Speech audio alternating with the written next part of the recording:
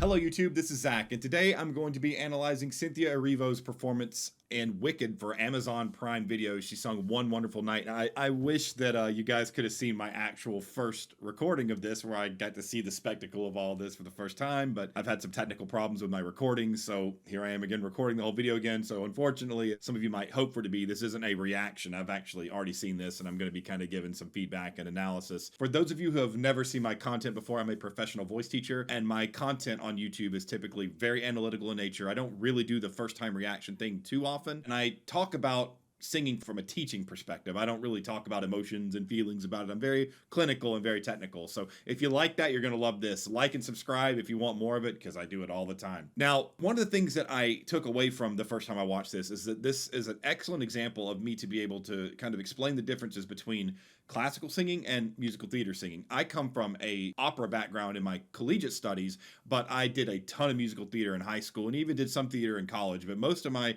academic study comes in opera and classical. So this is a really good way that I can kind of demonstrate some of the examples. So without further ado, let's get right into it.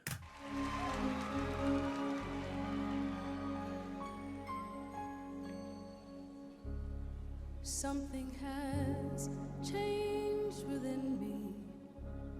Something is not the same. I'm through with playing by the rules of someone else's game. Yeah, so the first thing to point out here is that she does a very good job of enunciating her consonants and making the words very clear. And when you talk about the classical approach compared to, like the musical theater approach, and this is clearly musical theater, Wicked is a musical, it's not an opera, it is extremely important in musical theater to make every consonant super clear. Now, in opera, there are some things that we do that are a little bit different, like we create a lot of space, and the enunciation is important, but it's not as important because opera singers are typically trying to sing to an entire concert hall with no microphone, that kind of thing. So we do whatever we've got to do to all this kind of stuff, make the biggest sound that we can. And in doing that, sometimes it's hard to let the enunciation be very clear. But when it comes to musical theater, all of the songs, all of the acting, you're developing a plot, you are talking about interactions between characters are giving their thoughts and their ideas. So it's extremely important that every single word is very clearly enunciated. And so one thing that I immediately notice about Erivo is that she has excellent diction, excellent enunciation, and it perfectly fits into the musical theater framework, no problem whatsoever.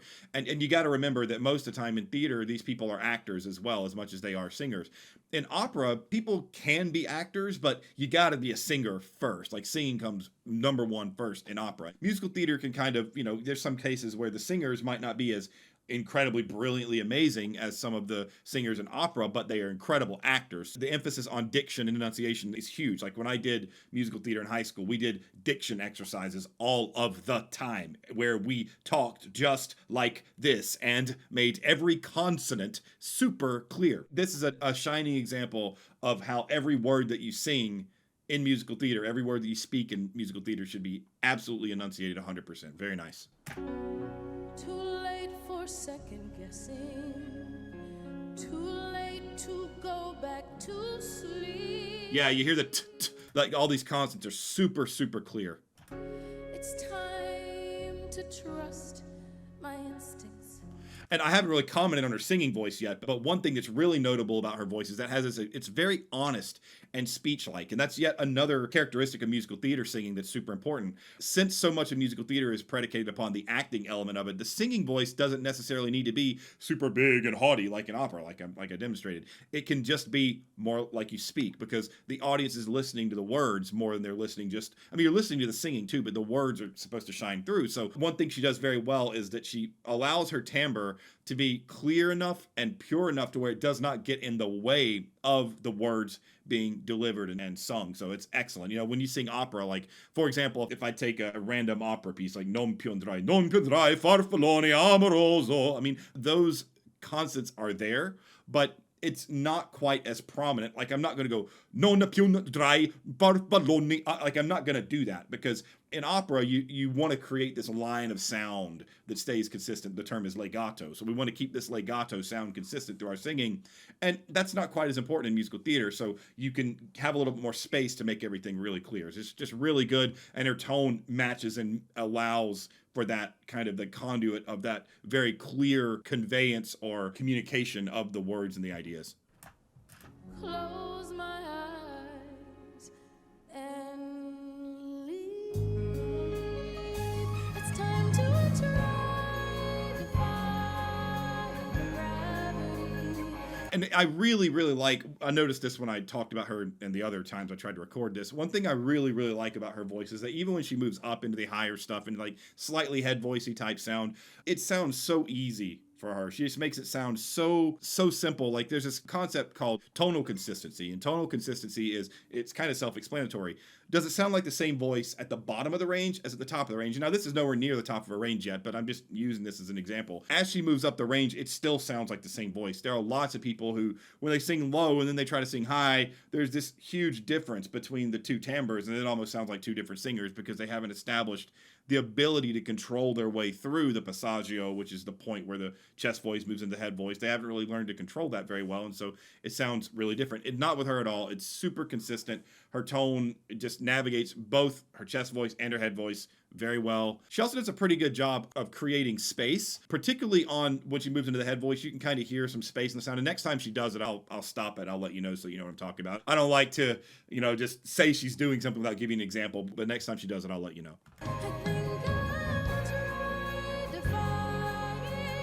Yeah, you can hear right there. So on defy, the word defy almost has this speech-like sound, but ing, defying. So on the ing, she kind of moves up, and the interval moves up, and you can hear almost a rounded out, spacious sound that comes in when the vibrato comes in. So what she's doing is she's raising her soft palate as she moves up the voice. Listen to it again. Listen for the word defying.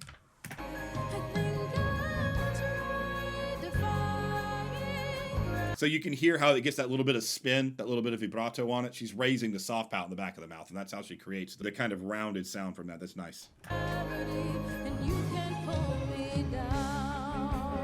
Good vowel. By the way, random note, I'm sure a lot of you out there who watch my content regularly are saying like, Zach, how did you land on this video? My sister recommended it to me. So she's been begging for me to analyze Cynthia Erivo for a long time. When I put a little post up for people to request people to analyze, she reminded me to do this. So I've been putting this off. And so this is why I'm analyzing Cynthia Erivo. I had not heard her before my sister brought her to my attention. Ellie in Videoland on all socials if you want to check her out. But yeah, my sister, that's all of her content. But yeah, this is her request so that you all know.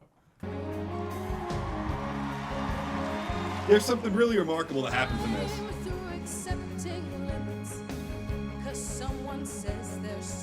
So you can hear how this sound is still speech-like, but it almost has like a bolder, kind of darker, richer quality. This is her creating space. So it still sounds sort of speech-like. It's very clear. You can hear what she's doing. But whenever you go from singing, like if I sing the word hello, hello, and hello, you hear the difference between the two, right? So the difference is that on the second one, I'm creating a lot more space in the vocal track being the larynx, the pharynx, the mouth. And that's the simplified version of it anyway. So whenever you create space, it gives the voice this sort of rounded, rich tone. And that's what she's doing here.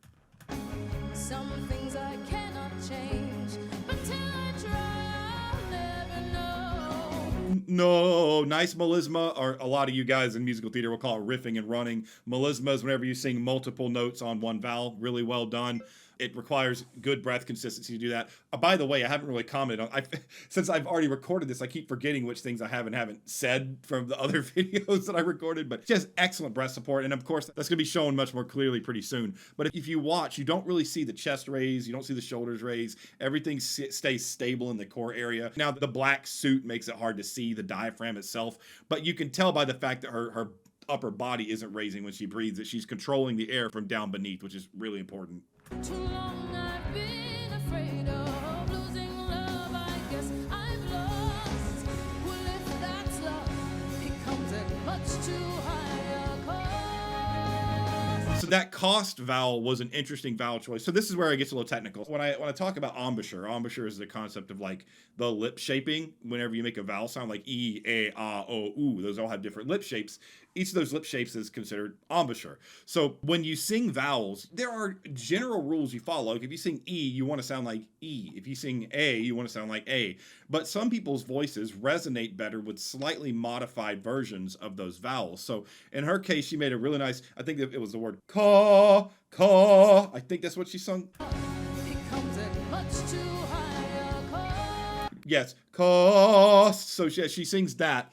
And if you listen, it's an ah vowel, but her lip shape is not exactly matching ah. It's kind of more like, oh, it doesn't really work for me very well, but but you can hear that. You hear how, like, when I try to sing cost without embouchure, it's not quite as resonant, but if I go cost, cost, cost, and I round a little bit more, the vowel is more resonant. Well, everybody has their own vowels that kind of work better for them. And in her case, she's doing a little bit more of a drop jaw, a little bit wider ah on that cost vowel. Listen to it again. Well, if that's love, it comes at much too high a cost.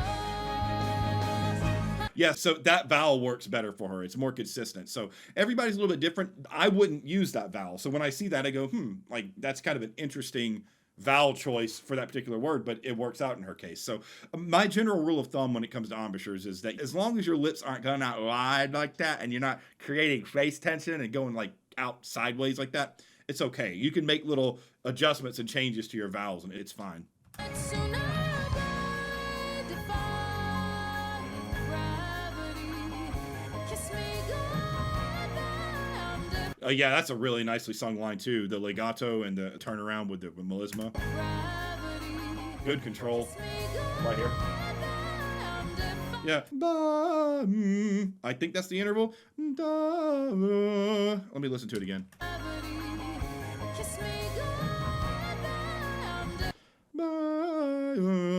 Yeah, it's cool because she uses the melisma up in the head voice, then immediately does this big interval down.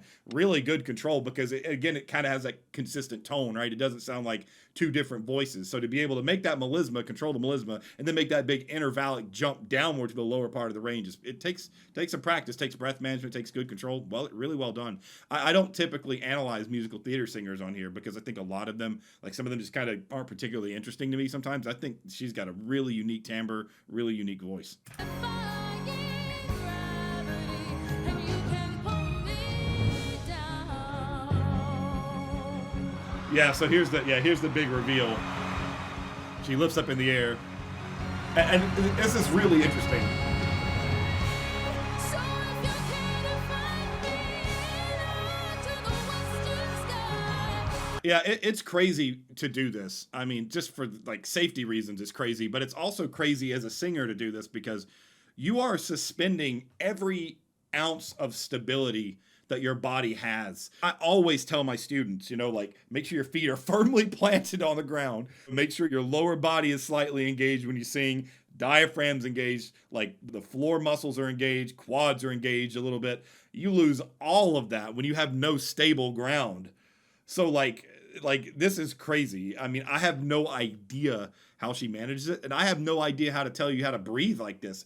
I mean, I guess like even if I'm sitting in this chair and I lift my feet off of the ground, I'm still seated in the chair, so I still have a base that I can kind of, breathe from, right? But when you're suspended in the air, you don't have that. So I don't know what she's using as a foundational stable framework. I have no idea. I could not tell you how to do this. Has someone told me lately,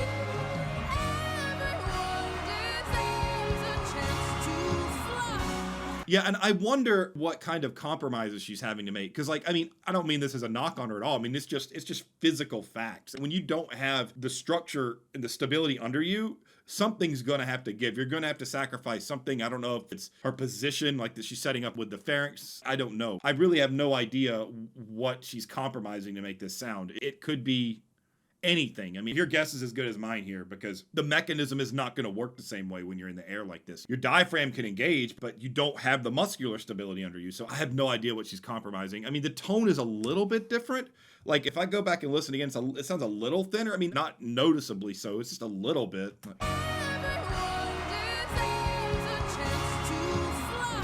Yeah, I mean, maybe what she's doing is she's overly pronouncing everything, really making sure everything is done with a very even clear enunciation, and making sure that she's got almost some over engagement, more of like a belt type sound than what she was doing before. And that makes sense because typically when you make a belting sound, you end up increasing the amount of air pressure. I don't want to get too sciencey here, but you end up increasing the air pressure underneath the vocal folds to kind of make the sound a little more prominent, a little bit forcefully. Maybe she's doing that here because she doesn't have the ability to get that stable foundation. So she's having to create the power and the structure and the force of the voice from, the air itself. I don't know, but it definitely sounds like it might be a little beltier than what she was doing before, because the tone doesn't quite have that ringy, rounded sound. It has a little bit more of almost a metallic, not that it's bad, but almost like a more metallic kind of like pushed sound. Like, listen again. And if I'm flying so low, I'll go back a little bit and you can hear. totally,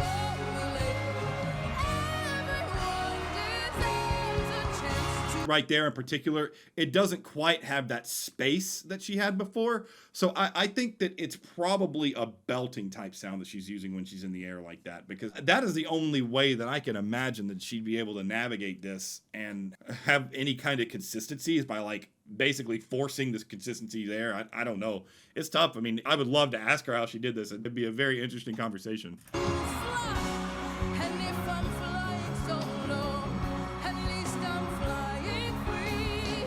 Now the free, that was a nice rounded sound. You can kind of hear it leading up to that, how the tone's a little bit straight and kind of like metallic, but then on the word free, you get that sort of rounded, spinny vibrato again, right here. At least I'm flying free. Yeah, so that had some good spin on it. So maybe that note was easier to manage with that vowel. I'm not really sure. To those who ground me, take a message back from me. Tell them how Yeah, it's crazy.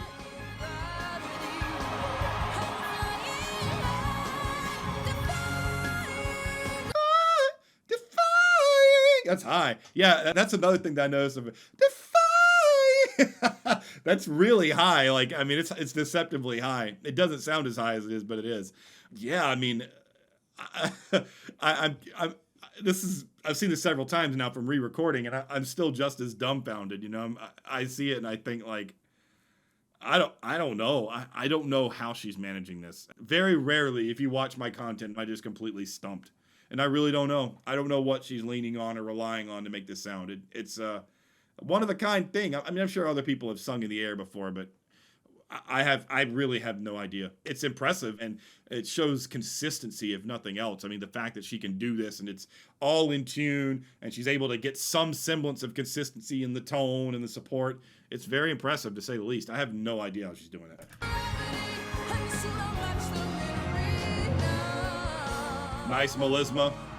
And nobody in all of us, no wizard that there is or was, She just lands on the ground like nothing happened. Her voice just keeps going in the middle of the phrase.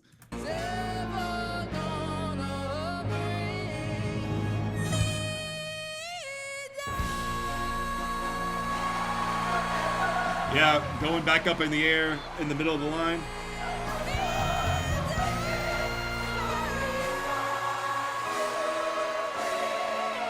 Yeah.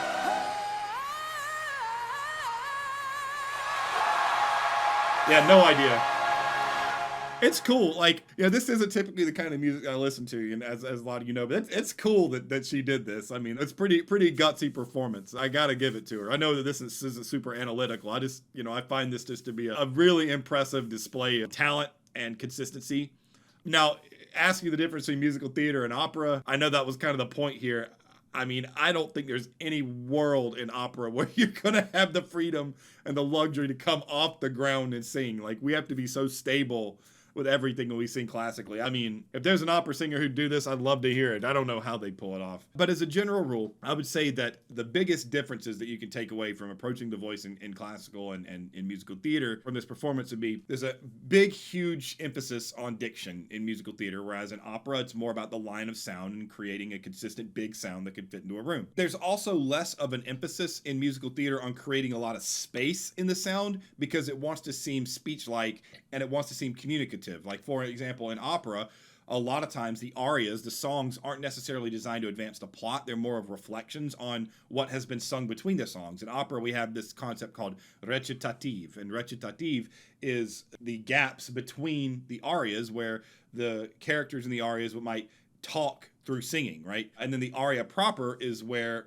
the idea in the Wretched is expanded upon. So, for example, Tannhäuser by Wagner, the Evening Star aria, or O du mein holder Abendstern is the first one that comes to mind. Wie Todesahnung dem rundet die Lande. Like that part is not part of the aria proper, which is O du mein holder Abendstern. And you can even hear, I mean, I'm not singing that perfectly right now, but the idea is like when I'm singing the aria, it's much more musical and kind of flowy, but the Wie Todesahnung is almost more declarative. Well, that's the Wretched, and then the aria is the expansion of the ideas presented in the Wretched. So you don't really have that as much in musical theater. There's a little bit of it in like some of Sondheim's works, like Into the Woods, which is my favorite musical. There's some of the Wretched type things where there's like singing that goes on in between songs, but not as much of it as you would get in opera for sure. So big difference between being communicative with the type of tone that you create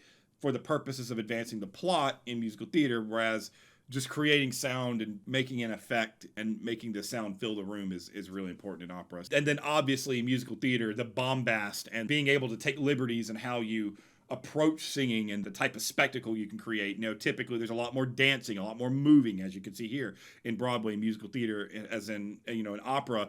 It's a little bit different these days. It's sort of starting to change, but I always learned what we call the park and bark method, where we just stand there and sing because our bodies need to be super stable. So there's the luxuries in musical theater being able to be a little bit more free in your movement, whereas in opera, everything needs to be super stable. So I hope that helps you understand a little bit of the differences. I mean, it's a very short video, so I don't really have a lot of time to explain all super in depth with it, but Cynthia Erivo does an excellent job of putting on a really unique and interesting performance, and her tone's really nice, fits the genre and style very, very well. So if you enjoyed this analysis, please like, subscribe, hype the video if you have the option. Join my Discord server. I do offer voice lessons. I give a free 30-minute assessment to all incoming students, so I hope to see you there. I also do weekly vocal workshops where you can come in and sing for an audience and get some practice experience in. I give you some feedback as well.